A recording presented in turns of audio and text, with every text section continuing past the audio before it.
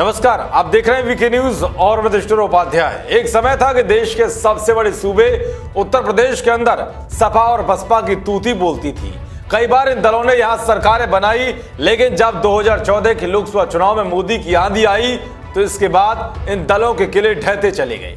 सूबे के अंदर आज इन दलों की हालत ऐसी हो गई है कि अपनी इज्जत बचाते घूम रहे हैं। कहते हैं कि जनता जब किसी को अर्श पर बैठाना जानती है तो फर्श पर लाने में उससे देर नहीं लगती।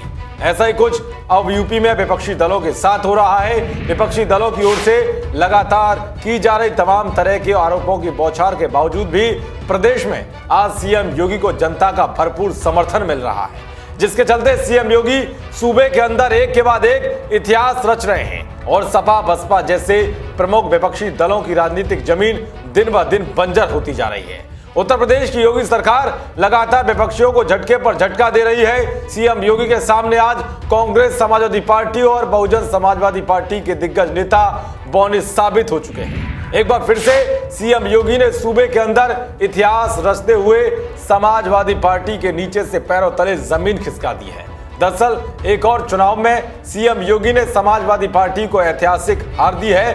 बीजेपी के समर्थित उम्मीदवारों ने उत्तर प्रदेश सहकारी भूमि विकास बैंकों के चुनावों में 311 में से 281 सीटें जीत ली है।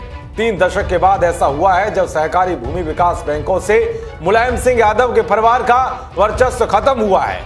मंगलवार को सहकारी भूमि बैंकों के चुनाव के लिए मतदान हुआ था। इस चुनाव में विपक्ष के रूप में समाजवादी पार्टी चुनी गई।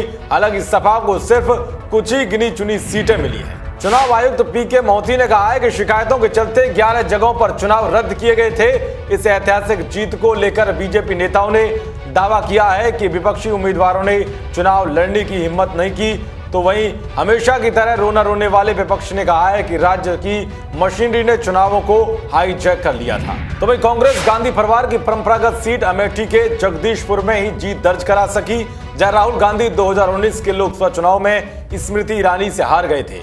विपक्षी दलों की ओर से जीती गई अन्य चर्चित सीटों में वाराणसी, बलिया, गाजीपुर और इटावा थी। 2005 से 3 बार बैंक के अध्यक्ष रह चुके प्रगतिशील समाजवादी पार्टी लोहिया के अध्यक्ष शिवपाल यादव ने कहा है कि बीजेपी सरकार ने नियमों में बदलाव किया, जिसने उन्हें चुनाव लड़ने में अयोग्य घोषित कर दिया।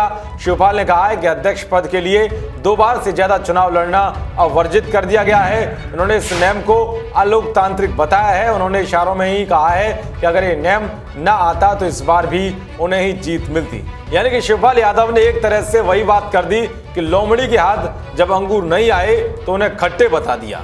खैर, ये तो सब राजनीति में होता आया है और होता रहेगा, मगर इतना साफ है कि जिस तरह से सीएम योगी लगातार यूपी की राजनीति में एक के बाद एक नया रिकॉर्ड बनाते जा रहे हैं, वो विपक्षी दलों के लिए एक बड़ी चुनौती बनता जा रहा है। देश और दुनिया की तमाम खबरों को पाने के लिए देखते रहिए वीके न्यूज। नमस्कार।